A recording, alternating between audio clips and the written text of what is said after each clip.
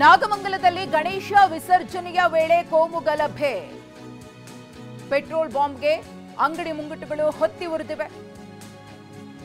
ನಾಗಮಂಗಲ ಸಂತೆ ಬೀದಿಯಲ್ಲಿ ಹಲವು ಅಂಗಡಿಗಳು ಧ್ವಂಸವಾಗಿವೆ. ಬೆಂಕಿಯಲ್ಲಿ ಹಲವು ಅಂಗಡಿ ಮಳಿಗೆಗಳು ಬೆಂದು ಹೋಗಿವೆ. ಪರಿಸ್ಥಿತಿ ಇನ್ನೂ ಕೂಡ ಉದ್ವಿಗ್ನವಾಗಿದೆ. ಫುಟ್ವೇರ್, ಬ್ಯಾಂಗಲ್ ಶಾಪ್, ಪಾತ್ರೆ ಅಂಗಡಿ ಎಲ್ಲವೂ ಕೂಡ ಸಂಪೂರ್ಣವಾಗಿ ನಾಮಾವಶೇಷವಾಗಿದೆ. ಲಕ್ಷಾಂತರ ರೂಪಾಯಿ ಮೌಲ್ಯದ ವಸ್ತುಗಳು ಬೆಂಕಿಗೆ ಆಹುತಿಯಾಗಿವೆ. Bike showroom ಪುಡಿಪುಡಿಯಾಗಿದೆ. ಸಿಕ್ಕ ಬೈಕ್ಗಳಿಗೆ ಬೆಂಕಿ ಹಚ್ಚಿದ್ದಾರೆ. 7 ಬೈಕ್ಗಳು ಸುಟ್ಟು ಹೋಗಿವೆ. ಒಂದು ಕಾರು ಸಂಪೂರ್ಣವಾಗಿ ಜಖಂ ಆಗಿದೆ. ದೃಶ್ಯಾವಳಿಯಲ್ಲಿ ಗಮನಿಸ್ತಾ ಇದ್ದೀರಿ. ಈ ಒಂದು ಗಲಭೆ, ಘರ್ಷಣೆ ಯಾವ ಒಂದು ಬೆಳವಣಿಗೆಗೆ ಕಾರಣವಾಗಿದೆ ಅಂತ ಹೇಳಿ. ಗಣೇಶ ವಿಸರ್ಜನೆಗೆ ಹೋಗ್ತಾ ಇದ್ದಂತಹ ಸಂದರ್ಭದಲ್ಲಿ ಗಣೇಶ ಮೆರವಣಿಗೆಯ ಮೇಲೆ ಕಲ್ಲು ತೂರಾಟ, ಚಪ್ಪಲಿ ತೂರಾಟ ನಡೆಯುತ್ತೆ. ಅದಾದ್ಮೇಲೆ ಗಲಾಟೆ ಮತ್ತಷ್ಟು ತೀವ್ರ ಸ್ವರೂಪವನ್ನು ಪಡೆದುಕೊಳ್ಳುತ್ತೆ. ದೃಶ್ಯಗಳನ್ನ ನೋಡಿದ್ರೆ ಗೊತ್ತಾಗುತ್ತೆ ಆ ಒಂದು ಗಲಾಟೆಯ ಚಿತ್ರಣ ಯಾವ ರೀತಿಯ ಸ್ವರೂಪವನ್ನು ಪಡೆದುಕೊಂಡಿತ್ತು ಅಂತ. ಈ ಕುರಿತು ನಮ್ಮ ಪ್ರತಿನಿಧಿ ಪ್ರಶಾಂತ್ ಕೊಟ್ಟಿರುವಂತಹ ಪ್ರತ್ಯಕ್ಷ ವರದಿ ಇಲ್ಲಿದೆ. ಮಂಡ್ಯ ಜಿಲ್ಲೆ ನಾಗಮಂಗಲ ಪಟ್ಟಣದಲ್ಲಿ ನಿನ್ನೆ ರಾತ್ರಿ ಗಣಪತಿ ಮೂರ್ತಿ ವಿಸರ್ಜನಾ ವೇಳೆ ನಡೆದಂಥ ಗಲಭೆಯಲ್ಲಿ ಇಡೀ ನಾಗಮಂಗಲ ಪಟ್ಟಣ ಒತ್ತಿ ಉರಿದಿರುವಂಥದ್ದು. ಸಾಕಷ್ಟು ಅಂಗಡಿಗಳು ಸುಟ್ಟು ಕರಕಲಾಗಿದ್ರೆ ಬೈಕ್ಗಳೆಲ್ಲವೂ ಕೂಡ ಬೆಂಕಿಗೆ ಆಹುತಿಯಾಗಿದೆ. ನಾನಿವಾಗ ಒಂದು ಸ್ಥಳದಲ್ಲಿದ್ದೀನಿ. ದೃಶ್ಯದಲ್ಲಿ ಕೂಡ ನೋಡಬಹುದು, ಇದು ನಾಗಮಂಗಲ ಪಟ್ಟಣದ ಸಂತೆ ಬೀದಿ. ಈ ಒಂದು ಬೀದಿಯಲ್ಲಿ ಸಾಕಷ್ಟು ಅಂಗಡಿಗಳಿಗೆ ಬೆಂಕಿ ಹಚ್ಚುವಂಥ ಕೆಲಸವನ್ನ ಕಿಡಿಗೇಡಿಗಳು ಮಾಡಿರುವಂಥದ್ದು. ಜೊತೆಗೆ ಇಲ್ಲಿ ನಿಲ್ಲಿಸಿದಂಥ ಬೈಕ್ಗಳಿಗೂ ಕೂಡ ಬೆಂಕಿ ಹಚ್ಚುವಂಥ ಕೆಲಸವನ್ನು ಕೂಡ ಮಾಡಿದ್ದಾರೆ. ದೃಶ್ಯದಲ್ಲಿ ಕೂಡ ನೋಡ್ಬೋದು, ಈ ಒಂದು ಬೈಕ್ ಸಂಪೂರ್ಣವಾಗಿ ಸುಟ್ಟು ಕರಕಲಾಗಿರುವಂಥದ್ದು. ಈ ಒಂದು ಸಂತೆ ಬೀದಿಯಲ್ಲಿ ಸುಮಾರು ಸಾಕಷ್ಟು ಸಣ್ಣ ವ್ಯಾಪಾರಿಗಳು ಅಂಗಡಿಗಳನ್ನ ಇಟ್ಕೊಂಡು ವ್ಯಾಪಾರವನ್ನು ಮಾಡ್ತಾರೆ.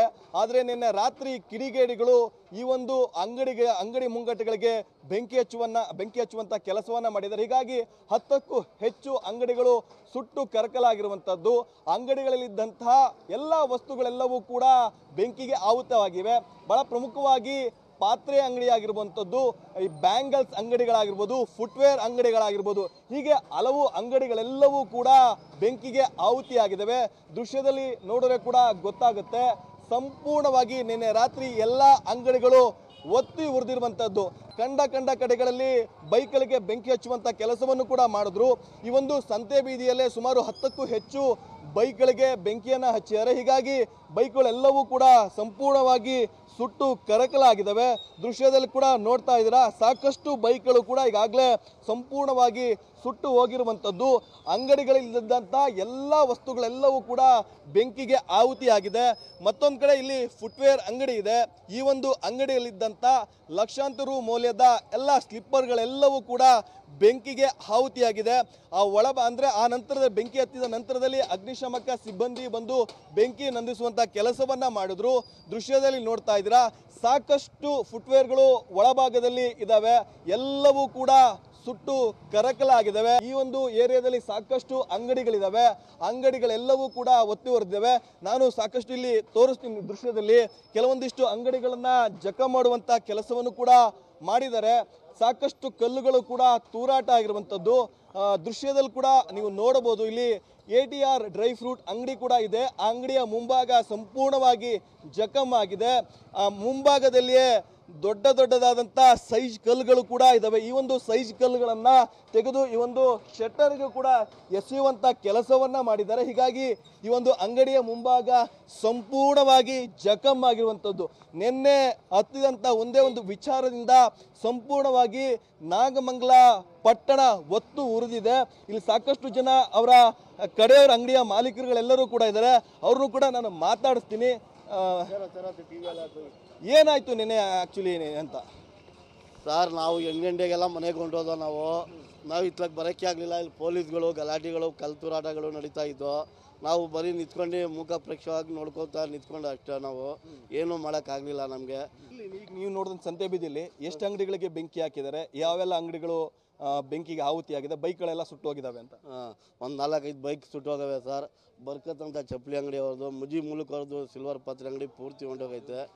ಆಮೇಲೆ ಜೂಲಿ ಅವ್ರದ್ದು ಹೋಗೈತೆ. ನಮ್ಮ ಅಂಗಡಿ ಇದು ಡೋರೆಲ್ಲ ಡ್ರೈ ಫ್ರೂಟ್ದು ಅಂಗಡಿ ಎಲ್ಲ ಡೋರೆಲ್ಲ ಹೊಡೆದಾಕವ್ರೆ. ಆಮೇಲೆ ಇದು ಅಫ್ಸರ್ ಅವ್ರ ಗ್ಯಾರೇಜು ಇದು ಬೆಂಕಿಗೆ ಆಗೈತೆ.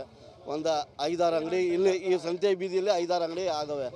ಇಲ್ಲಿನ ಜಮೀರ್ ಪಾಷಾ ಅಂತ ಈ ಒಂದು ಫ್ರೂಟ್ಸ್ ಅಂಗಡಿ ಏನಿದೆ ಅದನ್ನ ಮಾಲೀಕರು ಹೇಳ್ತಾ ಇರುವಂತದ್ದು ನಾವು ನೋಡ್ತಾ ಇದ್ವಿ. ಕೆಲವೊಂದಿಷ್ಟು ಜನ ಇಲ್ಲಿ ಕೋಮು ಬೀಜವನ್ನ ಬಿತ್ತುವಂತ ಕೆಲಸವನ್ನ ಮಾಡ್ತಾರೆ. ಹೀಗಾಗಿ ನಾವು ಸಂಕಷ್ಟವನ್ನ ಸಾಕಷ್ಟು ಸಮಸ್ಯೆಯನ್ನು ಕೂಡ ಎದುರಿಸ್ತಾ ಇದ್ದೀವಿ. ನಾವು ಚಿಕ್ಕವರಿದ್ದಾಗ ಈ ರೀತಿಯ ಘಟನೆಯನ್ನು ನೋಡಿದ್ವಿ.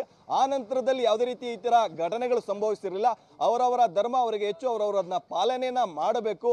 ಆದರೆ ಈ ರೀತಿ ವಿಷ ಬೀಜಗಳನ್ನ ಬಿತ್ತುವಂತ ಕೆಲಸವನ್ನ ಕೆಲವೊಂದಿಷ್ಟು ಮಂದಿ ಮಾಡಿದ್ದಾರೆ ಅನ್ನೋಂಥದ್ದು ಕೂಡ TV9 ಜೊತೆ ಹಂಚಿಕೊಂಡಿರುವಂಥದ್ದು. ಕ್ಯಾಮ್ರಾ ಪರ್ಸನ್ ಗುರುರಾಜ್ ಜೊತೆ ಪ್ರಶಾಂತ್, TV9 ಮಂಡ್ಯ.